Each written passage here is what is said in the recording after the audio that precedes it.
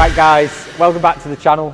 Today we've got Paul Curley's Mk7.5 in for a bit of development work. So this one, as like our own 7.5, is going for the PowerMax Turbo, and like our 7.5 we're going to be running the factory emissions components. So basically we're going to be running it with a stock catalyst. The difference between this one and our one is this is just a stock cat, and ours has got the OPF, the later model OPF stuff in there. So 310 PS version, so the one without the GPF. Yeah, so we basically doing what we've done to ours onto the earlier platform, and we're just going to see if the results are the same, if not similar, or a little bit more, a little bit less.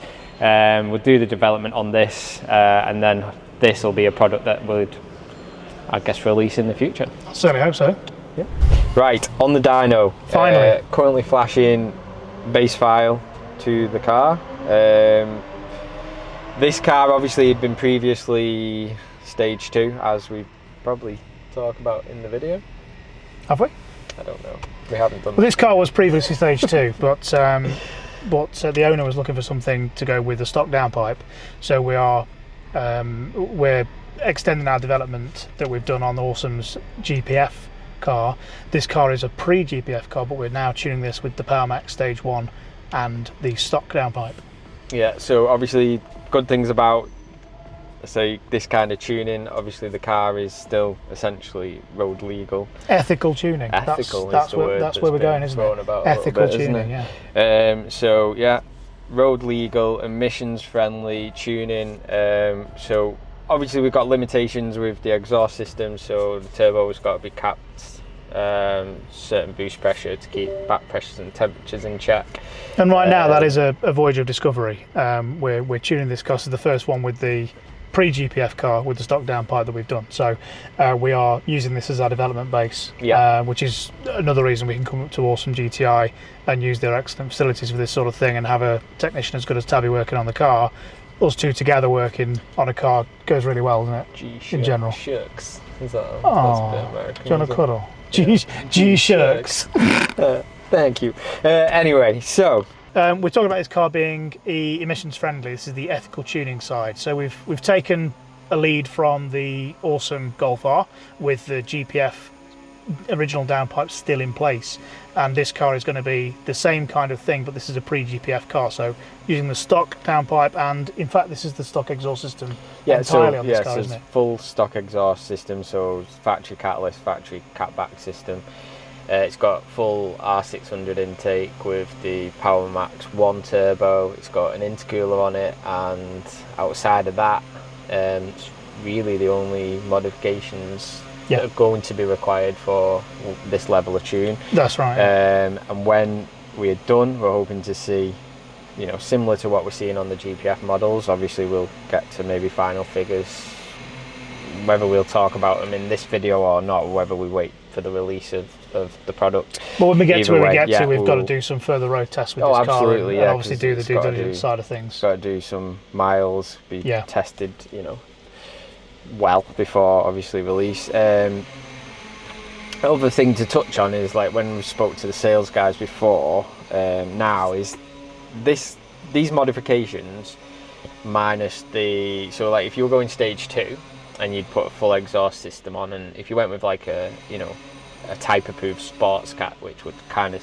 still render this car road legal, yes. To do that at stage 2, you can still you can make more power this way potentially, and it'd be actually slightly cheaper. Yeah, because the cost of an exhaust with an E-marked cat can be quite expensive. So indeed this could be a really good option for those who are wanting to go stage 2, but having the larger turbo with the standard exhaust might be a better option all round. So we're just, you know, it's takes away a lot of faffing about trying to get your car MOT'd and things like that. That goes on, and you know, as things are getting harder and harder, and the DVSA are cracking down on certain aspects, that's going to be brought into the MOT stations. The world is changing on that side. There's a lot of countries that don't care about emissions, and there's a lot of surprising ones that do, and now we're one of them. And we've heard these stories about the DVSA cracking down on tuning shops and certain places being fined for doing non-legal tuning because they've removed parts of the emission system, and that's the point of doing what we're doing here. We're keeping this as absolutely road legal with the advice of the DVSA. In fact, as members of the PAAA, both RacingLine and Awesome have been able to access the guys at the DVSA, which is a massive thing really, to be able to get a forum with the correct people. We're not guessing at this. We found the real. What they're looking for and what they're expecting us as responsible tuning shops and performance hardware upgrades and that sort of thing. They're looking, we know exactly what they're looking for for us to be doing and products that we're supplying, and you'll see that with some of the stuff we're doing going forward as well.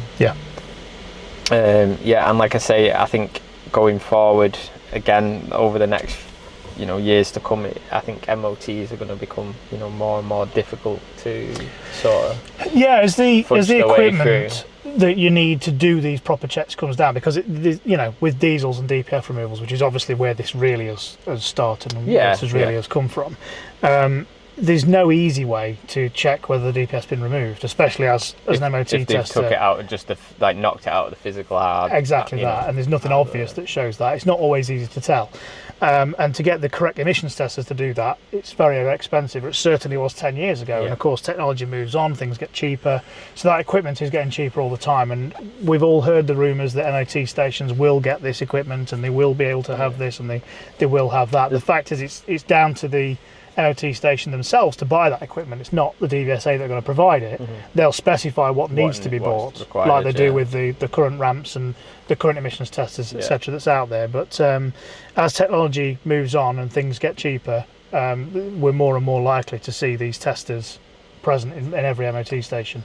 I think, like you say, it's just more and more difficult, isn't it, for you to be able to sort of pay someone £100 or whatever to get. That never happens, Tabby. Germany and Switzerland and Austria have been leading this charge really with their TUV stuff for a long time. It's crazy when you look at like countries like the US. You've literally got states that are like crazy, like California for one. Yeah, the California thing is huge. Crazy on emissions and but the rest of the country can drive around in 8-litre trucks. To the south, and global warming's a myth. True. You've got a country there. Obviously, there's many states, and but California's its own sub-country almost. It's completely like. Think of the word, like it's not fractured, is it? But it's all in fractions and. No, it is. I know what you're saying. Yeah. Each country's like lives by their own rules, own laws, and you can have one that's so sort of like one way, and then the others that are so the other. I don't know how. I also feel compelled to apologise because it's not TUV, is it? That's just what we call it here, but it's TUV. It's TUV. A bit like Christian Abt and the ABT cars you can buy over here. Everyone in Britain says ABT. No, it's the guy's name. For goodness sake, please use his name correctly. Anyway, we my goddamn name out of your car. we're all heading that way. So the idea of developing these products is that as these are going to become probably some of the last hot hatches you can buy the Mark 7 and 8 Golf. There's rumours, again, they're all rumours of Volkswagen going back towards ICE again. Yeah, I think again, like you say, rumours, but there's apparently whole race series that are going on using alternative fuels. I think it's actual. I'm actually involved in one for the Mark 7s. Race series as well that's going on, and I think for me, the internal combustion engine will live on. Oh, 100%. I think it'll live on for enthusiasts. I think maybe it'll get more expensive. Fuel will be more expensive. I don't. But I think everything like people are seeing like electric vehicles. That's now I'd say like biting people in the bum, so to speak. That they've done this. They've bought these electric cars, and now energy's more expensive. Of course, that's going to happen. They're going to have to start all these road tax and things that they're losing out on. It's going to have to start. Look at the state of the roads, and they're going to have to start taxing people at some point. So it'll become just as expensive, if not more expensive. I actually saw a thing where a guy had bought. Done all the solar on his car, battery backups on his house. Sorry, all solar, had all battery backup in his car. Bought a Tesla, and and then his battery failed on his Tesla. It cost him 40 grand. The battery failed in his garage for his energy. It cost him, another 80 grand. And it's God. as a long-term and that solution, battery could only be thrown away. Yeah. So to me, that's much worse than any internal combustion engine car. The production of these things and the destruction of these things, so terrible for the environment. But you know, what do we know? We're not in government, right? But when we're world king, yeah, things will be different. But yeah, just going back very quickly to that Porsche Taycan thing. Around September time, they were 3 years old. So it's nearly, they're coming up to 4 years old now. But this was a thing that we did in the office, and as all the lease cars came off their 3-year plan, they all got dumped onto Auto Trader at pretty much the same time, and it became an absolute buyer's market. There were more, and there probably is today actually, we should check this, there were more Taycans for sale that have only been for sale for 3 years than Boxsters that have been for sale since 1997. Let's just think about that for a second. There was 700 Taycans for sale all at the same time, which is unheard of. Like you say, completely unprecedented. They've probably got a good deal through like companies and all these like lease deals that they get that's yes, pushed they've them all been into disposed buying into electric, the used now, market. Now nobody wants them. No. Would you want to buy a 3 or 4 year old Porsche with no warranty? I mean, I think they've got a battery warranty for 8 years, but apart from the battery warranty, would you really want a Porsche out of warranty? Because I wouldn't. I can't afford to run one. It's as simple as that. Yeah. I'll stick with my Golf. Thanks.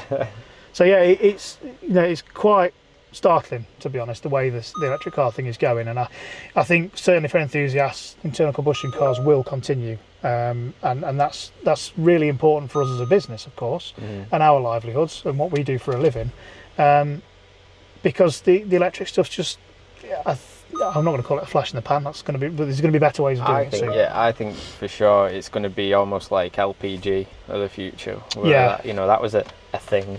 It was a thing. I had an LPG car, not by accident, by the way, completely by. I bought it as it was, and the first thing I did was take it all off because in the service history of the car it had 2 head rebuilds. All right. This is the bits about LPG ownership they don't tell you. Yeah. But yeah, I think with any luck, it's going to be like the electric car. I think there'll always be a place for like maybe a hybrid. I think, well, I've seen a couple of studies actually where hybrids, in terms of environmental damage, are way ahead of a battery car. So the small battery, which is what Toyota tend to do, so their Prius model, which has now gone into look how Corollas and all sorts, Prius has gone on and for, and how successful that's been as a car. And they're basing most of their stuff on that rather than full electric. And that apparently seems to be the most efficient and most environmentally friendly way to build a car. I think there'll always be a place for that, hybrids, plug-in hybrids, that sort of thing. But I think with any luck, fingers crossed, electric will die a death. Or at least evolve into something better. And then again, you think about how internal combustion started, but back end of the 1800s and what have you, and where we are today. And obviously electric's not had that development. So if we'd had been developing electric cars for all that time, I think unless you can come up with an energy source that is, it's nuclear. It's got to be. Let's not do the political thing, but it's got to be. That's gonna carry on for eternities. Then I'm with you. I think you're always going to be on the back foot. Yep, I'm with you. Anyway, we flashed. I feel like 13 minutes. So we've literally waxed lyrical. Yeah. Right, we're ready. Ready as we're going to get. So we are requesting 450 newton meters. And we've got the boost capped at 1.6 bar. So let's keep an eye on that.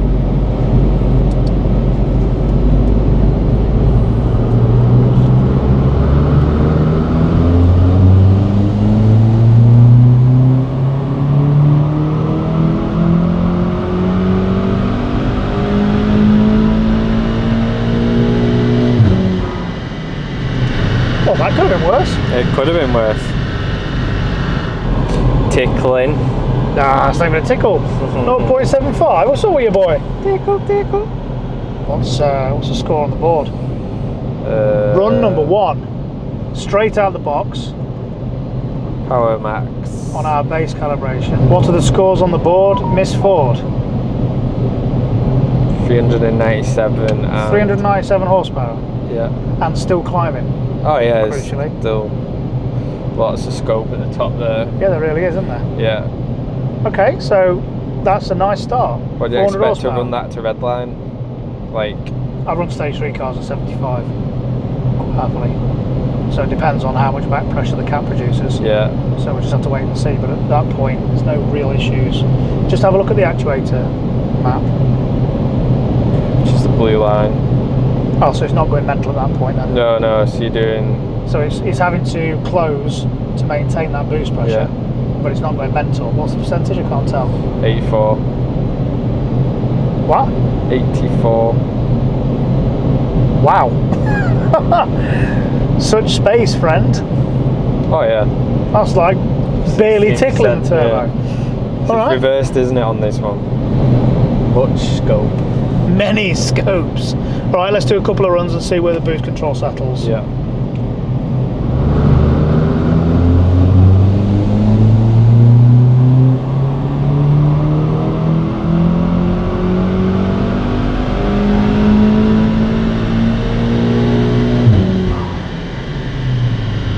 Makes a nice woohoo!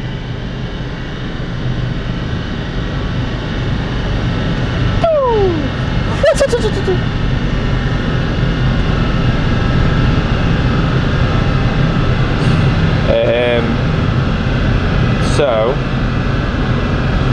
seemed a lot smoother that then. Let's check the log. I think it was like 82% top. Lots of room. Do you know, I met Dale Winton once. You did? Yeah. He says, "Hello, Ben. You any good impressions?" I said, "No." It took me way too long for that to sink in. I'm not, yeah. It took me way too long for that to sink in. Right. You've not got your seatbelt on, apparently, Ben. Oh, no. Oh, no.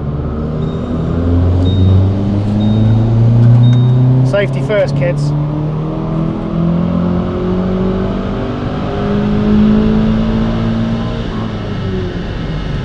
So I seem to ride on that 26 then a bit. that was riding on the boost pressure limitation then, which is also fine. nice. This is nice. This is nice.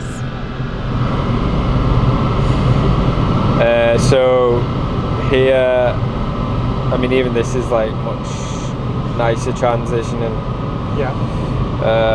So 40 millibar, 50, 42, 40, 55. Well within what I'd be. Oh yeah. With, yeah. Can you imagine that there's two people working on a car that actually know what they're doing? I mean, I've been pretending at it for nearly 20 years. So. Me too. Okay, so Let's put that one in this the is no other changes, only the turbo limit. Yeah. I don't think we need any more changes. I think we're going to see, well, not saying we don't need any more changes, but I think we're going to see a good 430 on this now. What, based on obviously the GPF car, what did you have in mind? What was your target? What was you thinking? What would you be happy with? I've got it in my head that the cat on this is more restrictive than on a GPF car. So I actually expect less out of this with the stock exhaust, or the entire stock exhaust. Yeah. And I also know how restricted the stock exhaust can be on a stage 3 car, because I've had that problem before. There was some incorrect advice going around at one point where you could just have a downpipe for stage 3. And I've seen certainly on hatchback cars not the case. The Pikey R600 is good enough for 500 horsepower. Is it? It's like, yeah, it's definitely not tried and tested. I'm really glad that we did all that research and development then, hey? Somebody did post on the Mark 8 forum yesterday. Oh, that's the wrong one I've just sent you, because my date modified is upside down, sorry. And he was like, oh, do people still honeycomb their airboxes, or is that a thing of the past? I'm like, very much a thing of the past, friend. It should be. It should be. Yeah, it unfortunately isn't. It's not. True. So I have it under good authorization? Not authorization, what's the word? Authority that Paul does not drive his car in a way that he should. And you say should. Oh, is Paul in a way that I would. Is the owner of this car a bimbler? A bimble, what's called? Well, to bimble, it's a verb, isn't it? Do you know what I mean? To bimble. I bimbled along. I've never heard this expression. You never heard bimble? No. What do you call the gap between two houses? An alley? Alley? Yeah. Gennel? Ginnel? Ginnel? Yeah. Ginnel's a good one round here, isn't it? Yeah. Yeah. Gennel? Ginnel? We did that one, yeah. Alright. What about the round thing that's made of bread that you cut in half and you put ham in the middle? Oh, a barm cake. A what? A barm cake. You sure? Yeah. Barm cake. Not a roll. Not a roll. Not a roll. It's definitely not a roll. Not a batch. Definitely not a batch. Not a cob. Or that either. Tea cake. Right, because I had this argument with somebody once. This is an argument, and I think it will be an argument for all of eternity. For all time. It's the one thing that we're never going to agree on as British people, isn't it? Now, oven bottom, that's one you like. I've although oven bottoms are different. But they are slightly different. They are different, roles, and way better in my opinion. Yeah, I would consider them a different role. A roll? I'm calling it a roll. See? Oh my god. Is roll the They're like long. overall? No, well, no, I meant is that the overall term? Bread roll. Yeah. For me, is like a little wrong. If you said bread roll to somebody anywhere in the world, would they know what you meant? I think they would. Do you know what's really? Now this is like completely off topic. Well, it's not off topic. Oh, really? It's completely off topic again. We are off topic. You're keeping all this in, Adam. Yeah. By the way. So, I didn't realise until very, very recently. So, do you know the Halloween prank that like people in the US more so Put toilet all over they TP a house. Yeah. Did not know that stood for toilet paper. This was like recent information. Right. Okay. Yeah. And nobody Yeah. teaches this stuff, do they? No. I learned the phrase TP from Super Troopers. Do you remember the film Super Troopers? Yeah. And it was the bit where they're in the Spurbury Police Department, and I've forgotten his name. They all had a goddamn mustache, so I couldn't help but saying that. And it says to the lady police officer who's behind the desk, he's like, "Well, the women in my house know to change the TP." So that's how and that's how I then realised once that was toilet paper. I had no idea. Which now you think about it, you just think it's blatantly obvious, but. Well, most American things are blatantly obvious. They're more simplistic. I mean, those things on your face right now, what would you call them? Freckles. No, your tit. Glasses. Yes. Oh. But in America, eyeglasses. Eyeglasses. Well, where else do you put glasses? Are they really concerned you'd try and drink out of those? I mean, they've probably got to be freckles. So everybody's like after suing each other, aren't they? That's also true. Yes, you've got to be more specific. Yeah. Got to be more specific. Should we do some tuning? I think we should. Yeah. I think our comedy act has ran its course. Are we comedy or are we like Shannon Paul's terrible cousins? Probably that.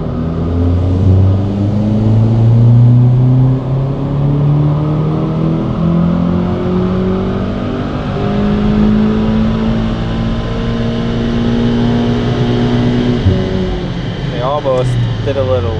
I felt something, yeah. A little dance at the end again. But it looks like it's on its way to make. I'm going to throw out there. It's like 4:35 with just that limited change. Right, I'm going to have to go pee because my bladder is that of a small child.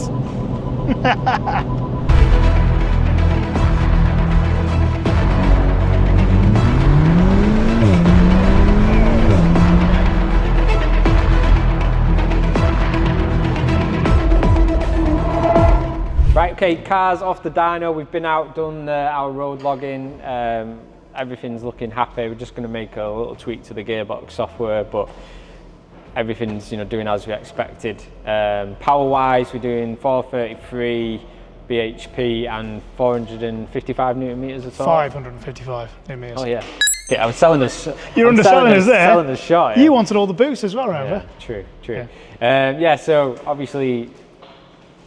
Exactly, pretty much in line with the GPF car. Yeah, which it's was expecting it might do a little bit less. But, yeah. So we're happy. We've got to put some more time in it. We suspect maybe 6 to 8 weeks maybe for a release. Just want on some this miles. One. So, yeah, just want some miles doing. Bit of longevity testing. Try and get it on a couple more cars as well for rest of the world testing. Yep.